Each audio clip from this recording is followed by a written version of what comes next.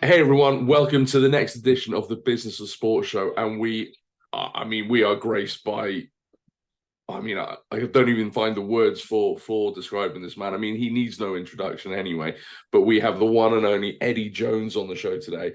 Eddie, thank you so much for joining. Pleasure, Matthew. Hope you're well, mate. All good, mate, all good, and I hope you are too. I mean, we're recording this on the day that you're coaching the Barbars against Wales. So how are you feeling about the game?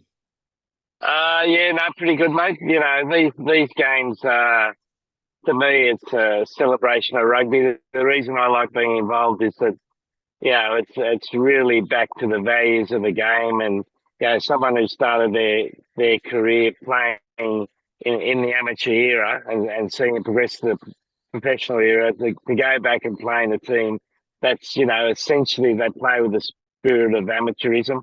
I love it, mate. Yeah, absolutely. Barbars games are always special, and I think it's one of those kind of games that makes rugby special because you don't get it in any other sports. You don't get random people from random teams coming together and spending that time and just playing. And like you said, it is that kind of taste of amateur days almost. Yeah, no, yeah. Well, you have a look at the team we got here. I think we got 6 or 7 Aussies. We got 4 or 5 Fijians. Yeah, and they were competitors at the World Cup. Then we've got a couple of Welshies, a couple of Argentinians. Yeah, this doesn't happen in any other sport where they get together. Yeah, they have a week's preparation, enjoy each other's company, bit of old-fashioned rugby spirit off the field, and everyone's doesn't know, but you got your fingers crossed they get out there and play some rugby that people don't see for a while. Definitely, mate. Definitely. Well, looking forward to. Hopefully, it'll be a good game, no matter who wins. Obviously, come on Wales, but that's just me. So let's get into it because we've got a lot to talk about because you've been a busy man in your career. Obviously, doing my research, you went from teaching to coaching, and then from the Brumbies into Australia, and then into Australia in what seemed to be quite a sharp amount of time, really. Yeah, I think I was lucky back then, mate. If you look at it at the start of professionalism, when the game went professional in '96, there was 2 jobs in Australia, New South Wales and Queensland. And I remember Glenn Ella, who, we went to school from the age of 5 together. We applied for New South Wales, but we had no coaching record, so we missed out. And then as it turned out, I then I did a little bit of work with a Japanese university. Then they offered me a full-time job in Japan to coach at the university. Basically, I was going to be a lecturer in English and do a bit of work with the rugby team. And then within 1 month of me being there, Glenn had been appointed as the backs coach for Japan. You remember in '95, Japan had got beaten by 145-3, I think, by New Zealand, and they wanted to endorse an Australian style of play. So Glenn was employed, and then the head coach said to Glenn, did you know any forwards coach? He said, myself. So we ended up coaching Japan that year, and then from that, we had some success, and then ended up at the Brumbies, mate, and then it all sort of went from there. Yeah, and then obviously, thrown into the mix with, was it the Lions tour and then the World Cup and things like that. Let's talk about that World Cup. All the way through to the final, home World Cup, and then a certain Mr. Wilkinson happens to do his thing and is forever known for that kick. I mean, how was that kind of adventure going into your first World Cup? Because obviously you've done a few more since then. Yeah, no, it was fantastic, mate. Being the home team at a World Cup, the amount of support you get, the feeling that the whole country's riding on your performances is such a wonderful feeling. Yeah, and we had a team that had been, we've been very strong. We had to rebuild a little bit of the team when Rod McQueen left and I took over. And we were a bit up and down, and we got beaten by New Zealand by 50 in June, and we knew we were going to play them in the semi-finals. And in those days, like that's the big difference in the World Cup now. You know, your quarterfinals almost a given win, and all you had to worry about was your semi. So we really peaked our preparation for playing against New Zealand in the semi, and basically played a game plan for 3 or 4 months to beat New Zealand. Yeah, got out there, New Zealand red hot favourites, beat them, and then you're in the final against England. And England were a good team, mate. You know, they were a really good team, and they changed from a good team with Jason Robinson coming in, gave them that X factor, that ability to score from anywhere, that ability to do the little bit of unexpected. So they went to a very good team. Yeah, and we took them to, I think it was the 100th minute of the game, weren't quite good enough. And, you know, Wilkinson did his business, which, yeah, stood the test of time as one of the all-time great players of World Cup.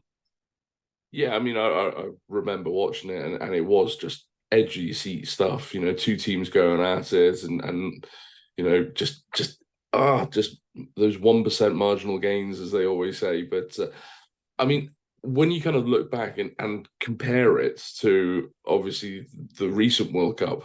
Well, I mean, you went to the World Cup with Japan. You've been to the World Cup with Australia. Been to the World Cup with England as well. How does that compare? The first one to say the last one, certainly with say the media attention as well. Uh, well, there's a couple of things there. If I just look at Yeah, the tournament itself, um, yeah, the growth in the tournament's been incredible. You know, you look at it, the crowds, every game now is, yeah, at the France World Cup, every game was virtually a sellout. We played Portugal in in a relatively nothing game, and we get 45,000 people, and the atmosphere is like a Champions League, champions, in the football Champions League final. Yeah, the atmosphere is incredible. So the the size of the tournament's got incredibly bigger, and with that obviously comes the media, and more particularly in the last 20 minutes, 20 years, it feels like 20 minutes sometimes. Has come the social media, that's added another tier of analysis, of comments, of potential pressure, of potential noise. Yeah, that makes things more difficult for a team to focus on what's important. And so the coaching job's changed a little bit in that regard as well. But you're spending a lot more time getting the players' focus right rather than their rugby right. And with the social media particularly. And the last thing, for me, going back with Australia 20 years, it's sad for me when I look at the quality of players we had in 2003. And it's not the quality of players now, it's the environment of rugby in Australia. And I think what we're seeing in world rugby, we're seeing countries specifically create systems to make their national team strong, like Ireland, Scotland to a degree, New Zealand are there. And then you've got sort of hybrid systems like France and South Africa, where they've got a mixture of players run by their clubs, but also a good collaboration between the national union and the clubs. And South Africa is different in they allow a lot of their players to play overseas. France, they all play in France, but they've got strong privately owned clubs that are working with the national union now. And then you got, and the sad thing for me in Australia was that we've still got a system that was in place 20 years ago. yeah, And it's antiquated, mate. It's like trying to make, a Tesla on a factory line that used to make, the first Corolla that was made. yeah. And very interesting. I mean, I was going to come on to it a bit later on, but you've kind of hit upon it there in terms of obviously it wasn't the best of World Cups for Australia. You've said that yourself, and obviously left the job. But you also said about changing the structure of rugby in Australia, and you had the backing of the union. What was the overall plan? Because obviously they signed you onto a 5-year contract. What was the plan? Yeah, well, the plan was very clearly come in, try to do a rescue job on the first World Cup. You know, you come in, you got 3 months with the team, which is literally, you know, if you're married for 30 years, that's the equivalent of your first date. Um, and so it was always going to be difficult, but I was up for the challenge of doing that. And then the plan was to put a system in place that could make Australia sustainably successful, which involved around the top 40 players in Australia being under the control of the national coach, but in collaboration with the state unions, lifting the high performance environment of the state unions, the provincial unions, through some more staffing, and generally just raise the standards, mate, and making the top 40 more accountable for their performances. Because, you know, over the years, what's happened in Australia, we've got 5 Super Rugby teams. We've got one team that averages more than 40% against New Zealand teams. The other 4 teams are averaging under 20% winning record against New Zealand teams. So we've got now a system that is used to producing teams that can't win, and we've got to change that. And the only way you can do that, you got to change the mentality, change the way you think, change the way you train.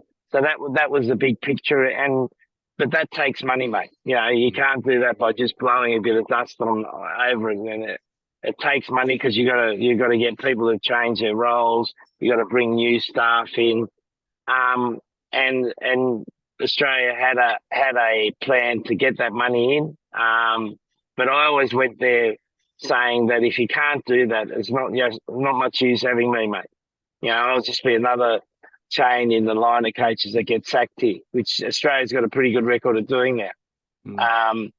So when they couldn't do it, they said during the World Cup, no, we can't do this. Then, it was all bets off, mate. I decided, well, if we had an agreement, you're breaking the agreement, and so I'm happy to walk away from it.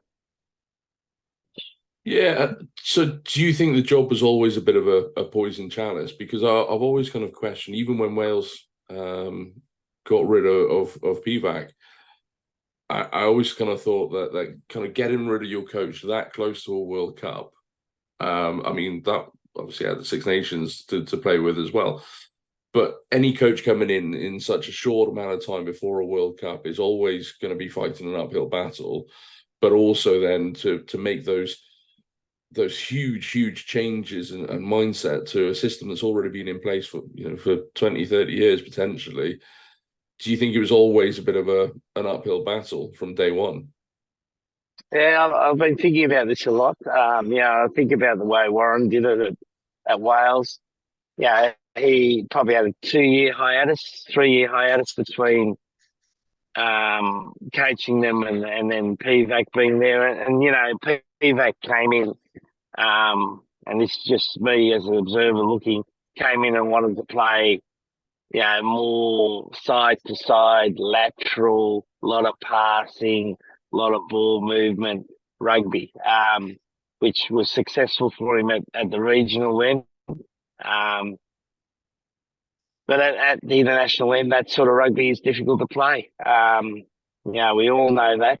We'd all love to play it like that, but it's difficult to play. And Warren's sort of gone back, wound the clock back, brought back a lot of senior players, got rid of a couple, but basically had a pretty experienced team and played Welsh rugby, went back to a strong kicking, strong defence game, counter-attacking, did that really well. I felt when I went to Australia, I had nothing to fall back on. Yeah. There was nothing there.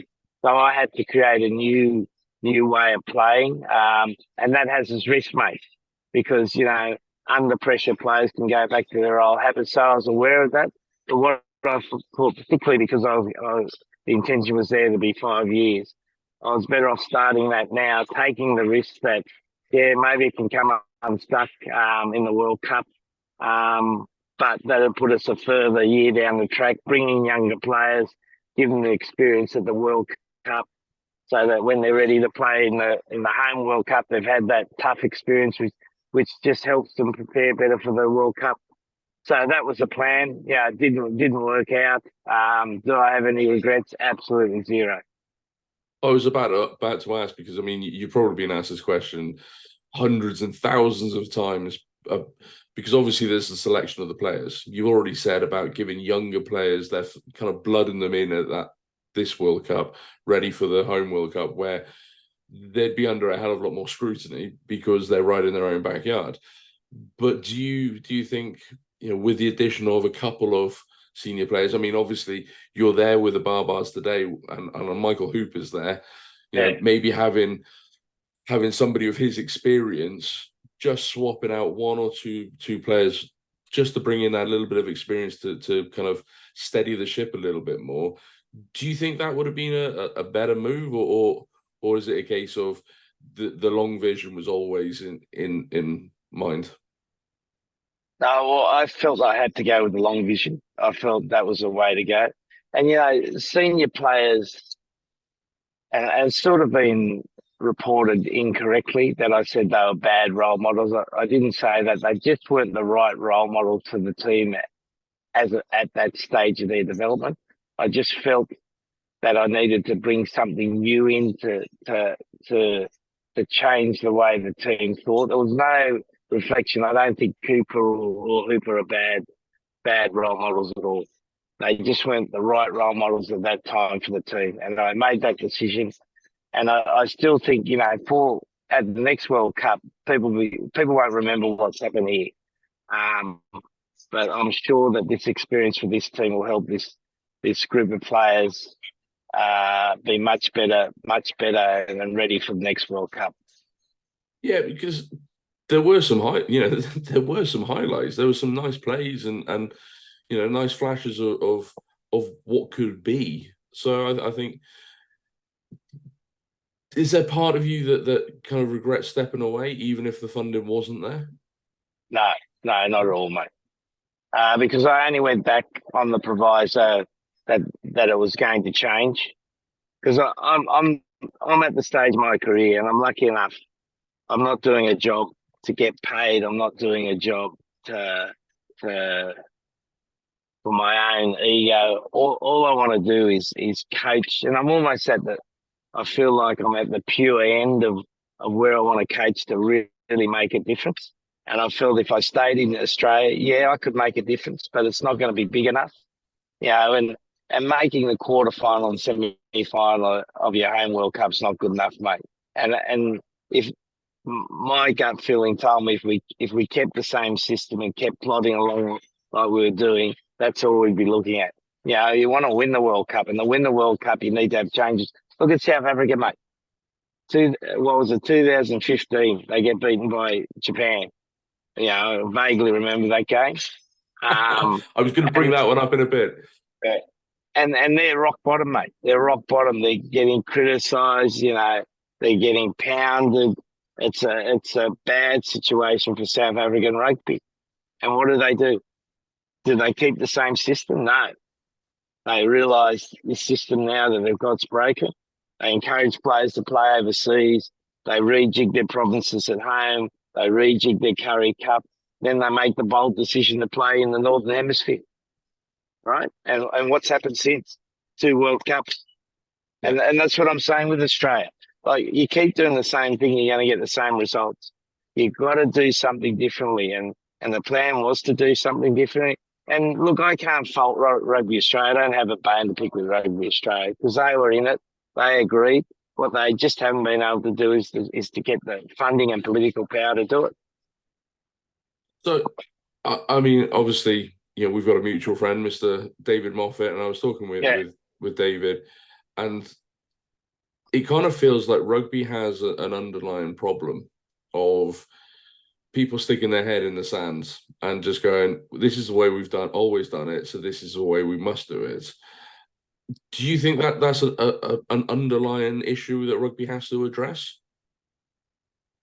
Well, I think, rugby if you look at how most Anglo-Saxon societies have been set up, um, yeah, what the base sports in Anglo-Saxon society, and particularly ones that are derivatives of England, that rugby union and cricket have been the bastion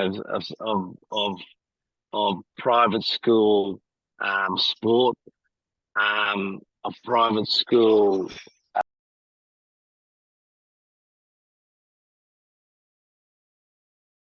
well, not only at a national level, but also at an international level.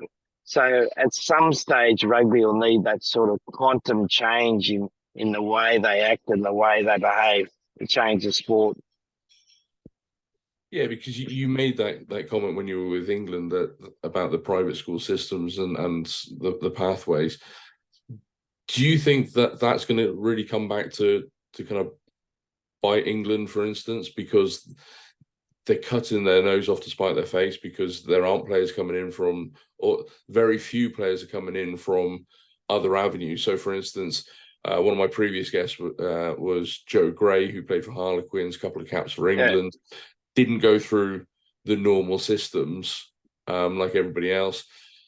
Do you think that kind of, stops them from uncovering, some lightning talent that they could be using?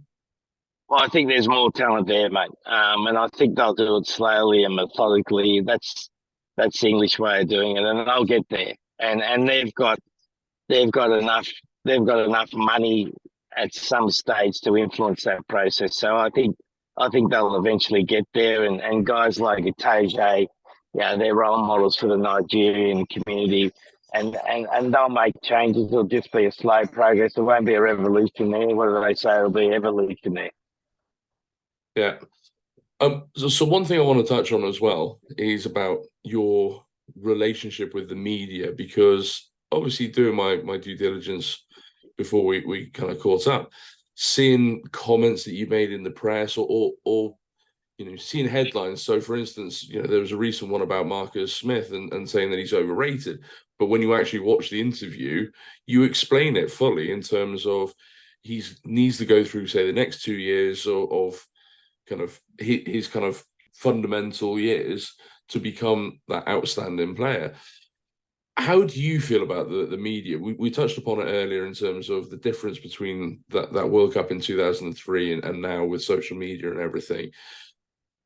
Yeah, kind of how do you feel about the media? Look, it's a good thing I don't read any of that rubbish, mate. So it doesn't touch me, And Marcus, I was having a text exchange with him a couple of days ago about where he needs to go.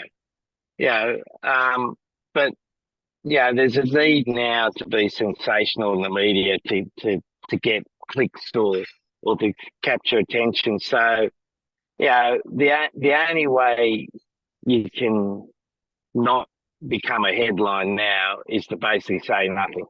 And our sport, I could easily do that. You look at the Premier League, and a coach comes on and he says, "No, we played good today. We won. Yesterday we didn't play good, so we didn't win."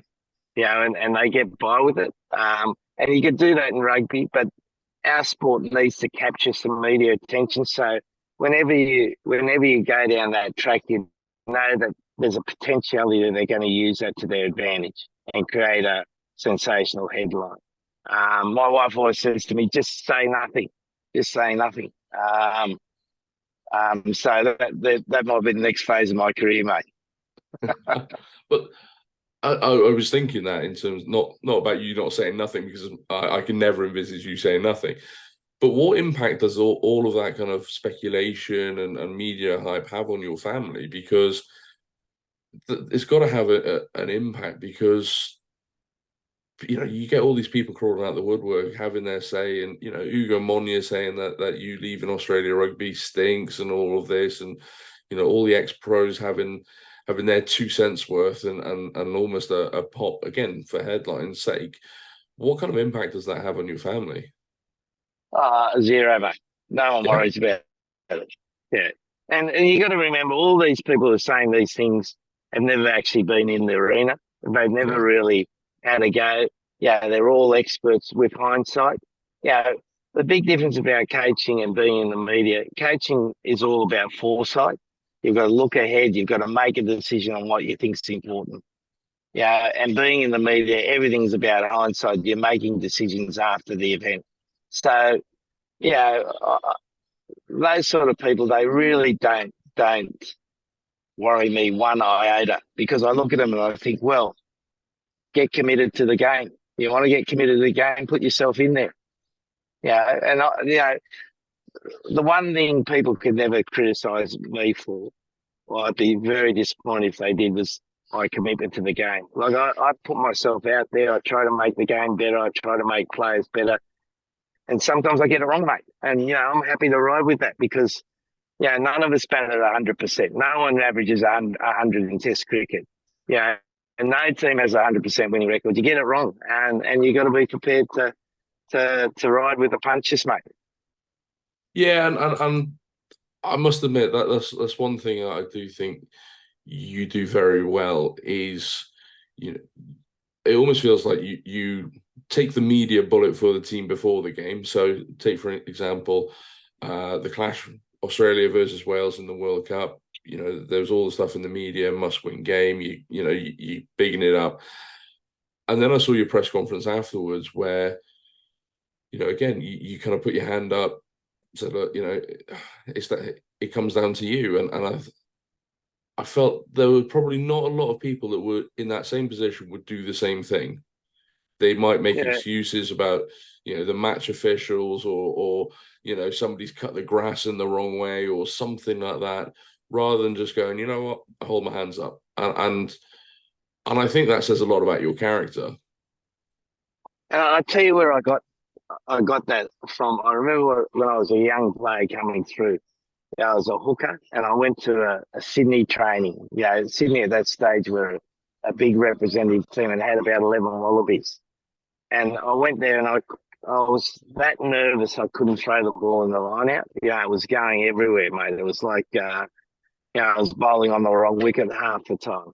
So I went away, and I sports psychology there was then, like this, we're talking about the 80s, was Yeah. then in its absolute infancy. And I found a book called The Inner Game of Tennis, written by Timothy Galway. I, I read that, and it was all about own your action, don't judge your action, take responsibility for everything you do. And the way you get better is by being really deliberate and intentional about your practice. And I've sort of taken that on my coaching. Like, when you coach a team, the performance on the field at the end of the day is your responsibility. Now, there's a number of factors that you can't control, but you can control enough. And if it's not good enough, then take responsibility for it. And that's why, people say about the World Cup, are you regretful? I don't have one regret at all. I'd rather be out there. I'd rather make decisions. And if they're wrong decisions, so be it. I'll learn from it. And, as a coach, you just continue learning, because you're never a good coach, mate. That's the thing. You're never a good coach. You're always trying to become a good coach, because it only takes one bounce of the ball, and suddenly, for being a great coach, you're not so great a coach. So have a look at South Africa in the World Cup, right? If Geordie Barrett kicks one goal, then Russie's gone from being an absolute tactical genius to being a raving lunatic. Yeah. Having 7 on the bench. Imagine the media conference afterwards. Do you regret having 7 forwards on the bench, Russie? The one kick means that now he's a genius for doing that. And so the margins that we operate in are so small. And so you just got to take responsibility and get on with it, mate. Do you think a lot of coaches take that attitude, or do you think that they're worried about losing their job if they do? I think when you're a young coach, mate, it's natural. It's natural to worry about that. And, when you're younger, you want to be liked. I was thinking the other day, and I think it reminded me of a Steve Jobs interview. At the end of the Steve Jobs, it was an interview. At the end of the day, when you die, the only thing that really matters is what you've done and how you look at yourself. because you can't judge how other people make judgments of you. And I think, as a coach, as you mature and you get older, you tend to go to that that spectrum more. Whereas young, I know when I was young and post 2003 World Cup, I know I coached badly a couple of years after it because I was so desperate to win, and because I felt aggrieved that we didn't win the World Cup, and that changes. You go from a coach that's worrying about the process, and that's what we're saying here. When you're a coach that accepts the responsibility, all you're worrying about is getting the process right, because you can't control the result. So you're trying to get the process right. But when you become a coach that's focused on the result, then you lose your bearings. Yeah, you're chasing it then, and Yeah, it's kind of as a friend of mine once said around business, kind of if you chase money, it runs away from you. It's a bit like David yeah, Attenborough with the gorillas, that he yeah, didn't go running after them. He took his time and kind of yeah, learned what he needed to, and they came to him. yeah, I yeah, totally get that. So yeah. I mean, you mentioned it, that fateful day in Brighton in the 2015 World Cup.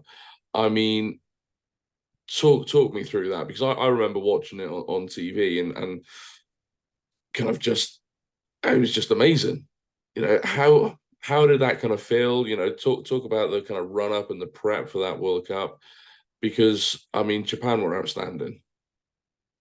Oh, well, I think the lead up, it was almost like, to me, and being half Japanese, and my wife's Japanese, my mother's obviously Japanese, and I had that experience coaching Japan in '96. I always wanted to go back there because I felt they could be good.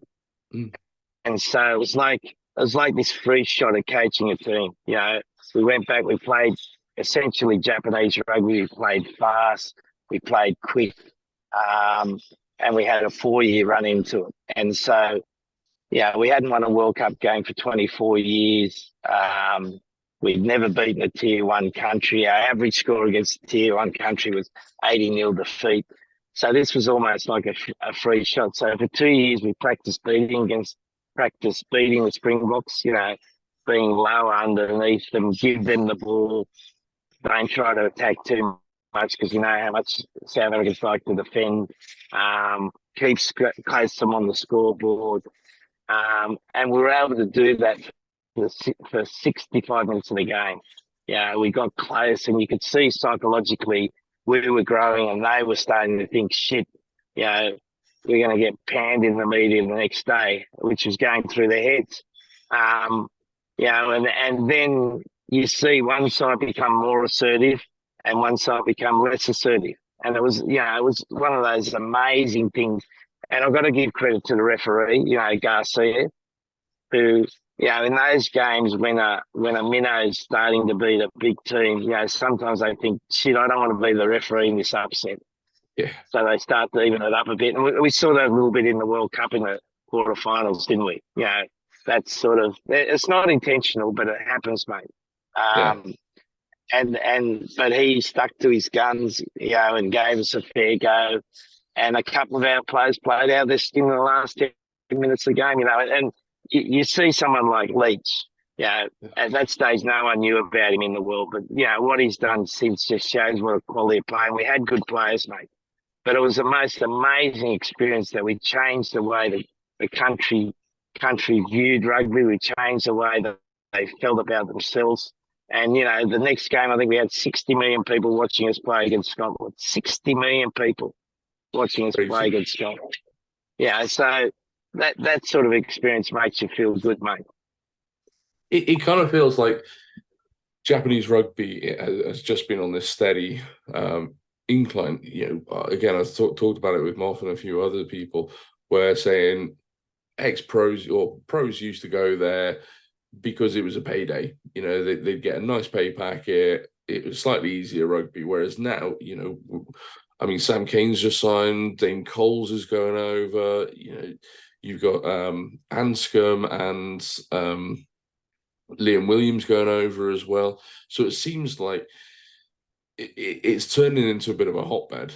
And because you're getting better players over there, the teams are getting better, the standards getting better. it's got to be an exciting time for Japanese rugby at the moment. Yeah, well, I think that they're a bit the same to me though, like Australia. Now they've had some success, but I think over the last period of time, that's probably slowed up a little bit. And I think there's an opportunity now to rejig what they're doing, because Yeah, if you don't keep rejigging what you're doing, you won't keep improving. And I think that's the challenge for them. But what you're saying, I think, if you look at the leagues around the world, we had top 14s, unbelievable, isn't it? yeah, URC's improving, and the Premiership, is going through a really difficult period at the moment. Um, and you got Super Rugby, who, you know, is declining. There's just not the competitiveness. There's not the intensity in the games there. And then you've got the Japan League, which is just getting better players and better quality Japanese players. And the top four teams over there are really good quality, and it's just going to get better and better. absolutely.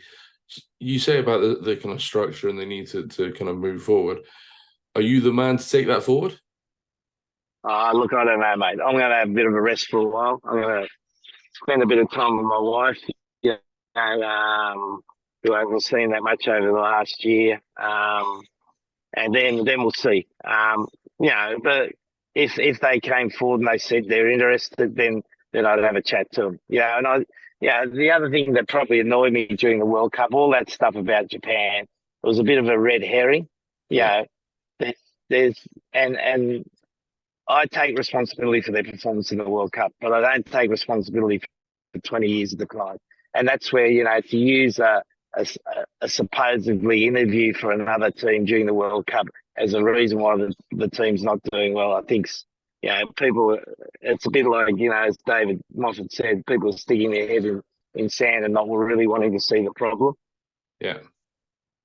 Do you think you're quite often scapegoated then? Because obviously, when you were with England, the British press at times were all over you. Obviously, with Australia in the last World Cup, do you think that you put your head above the parapet maybe a bit too much? No, no, look, I don't see myself as a scapegoat, but I'm prepared to say what I think. I was educated to do that, and I would hope I keep doing that, mate, because that's the only way you get change. Yeah, I remember, going back to Japan, I said one of the opening speeches, and nearly every audience that I spoke to, I said, "What's the definition of lunacy?" Yeah, just Yeah, doing the same and thing it over and is. It's over. keep Yeah, expecting different things. So we've got to change. And and I think what David's saying in rugby, it's true. The game needs change. The administration needs change. Some countries are doing really well, others aren't doing well, and that's where we need to go to. yeah. Do you think sometimes it's too much jobs for the boys?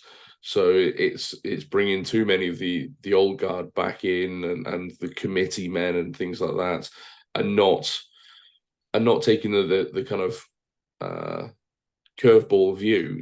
I mean, I remember with Sir Clive Woodward and the 2003 England squad, and bringing in vision experts so they could make sure that their peripheral vision was right, and mental experts, or even the kind of really kind of a curveball when he was the coach of the Lions, and bringing in Alistair Campbell as a media representative, and Yeah. bringing in a legal representative as well.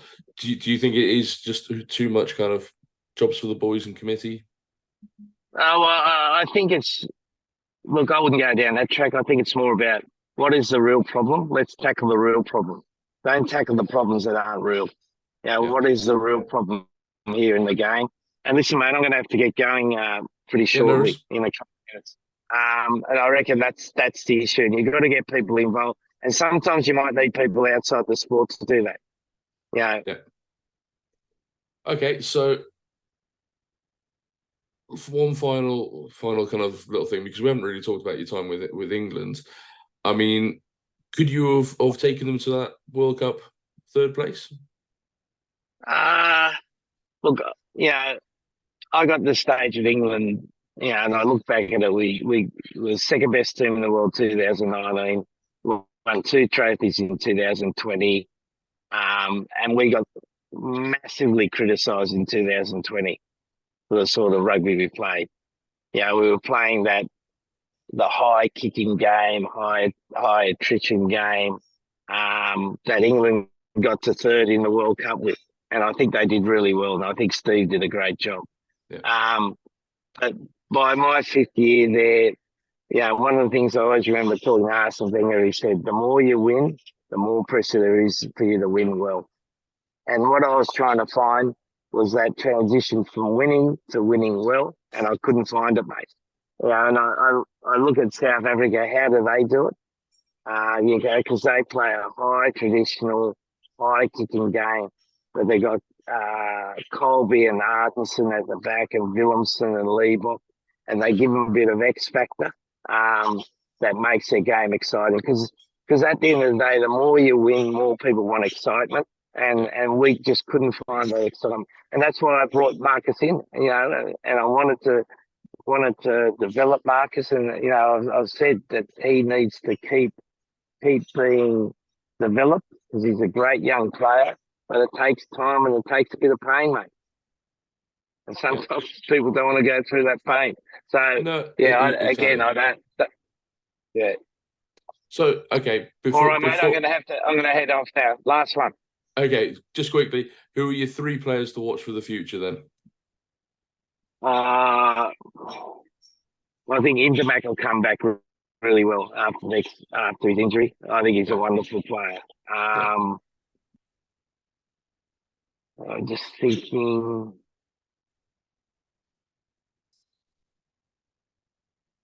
I think the young English hooker's an interesting player. He's got a bit of something about him. If he can get a bit more size, he'll be an outstanding player. And then for Australia, Mark Noah is a freak, mate. He loves having the ball in his chest and likes looking for the ball. So they're 3 to watch, mate. Fantastic. Hey, listen, mate, it's been a pleasure to talk to you. I have to get going. Great to have you on. Otherwise, I'll need a meeting. I'll be in trouble again. All the best, Eddie. Thanks for mate. joining us. Cheers. Thanks, mate. That was a great episode there with Eddie. We only had so much of his time because he was about to go to a Barbarians meeting. But great insight there. Look, if you enjoyed the episode, make sure you do like, share, subscribe on YouTube, and check out other episodes of the Business and Sports Show. Thanks for watching.